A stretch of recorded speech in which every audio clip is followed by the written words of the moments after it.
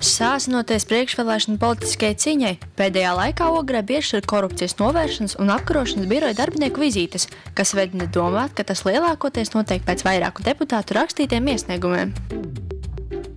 Aizvadītajā nedēļā korupcijas novēršanas un apkarošanas biroja darbinieki viesojās pašvaldības aģentūrā Dziednīca. Tas notika piekdien, ieradās korupcijas apkarošanas novēršanas biroja darbinieki un lai ievākt informāciju par Tūciņas skolas darbību. Pirms tam sporta apvienība Dukas.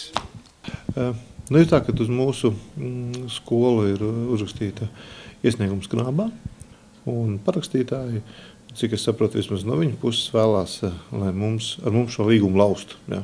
Atrast kaut kādus juridiskus, kaut kādas nianses, kas varbūt tās nav pareizes vai kādas, ja?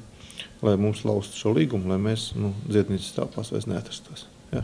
Tas tam turpinājums, to, ko iesāka, kad jau noņēma finansējumu par sociālistu grupu pusauģu apmācību un lauza līgumu par pašvaldības policistu apmācību. Viņus interesē visi nosacījumi, kāpēc viņas atrodas, ko viņi dara, ko viņi nedara.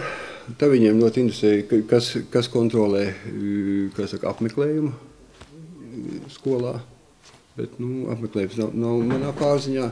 Manā pārziņā ir, sekot līdzi patrimoniāla līguma nosacījumu izpildēji.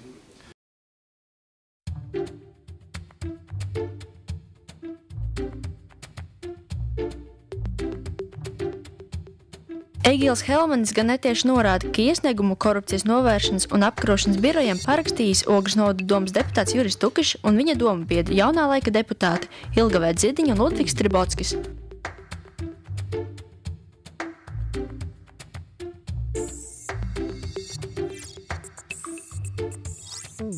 To, ka iesniegumu parakstījis, atzīst arī deputāts Georgs Gutpelts.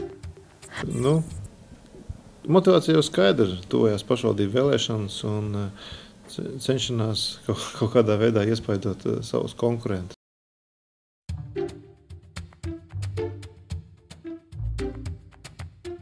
Deputāte Ilga Vedziediņa vaicāt par jaunā laika aktivitātēm attiecībā uz patriotiskās audzināšanas skolu ir izvairīga.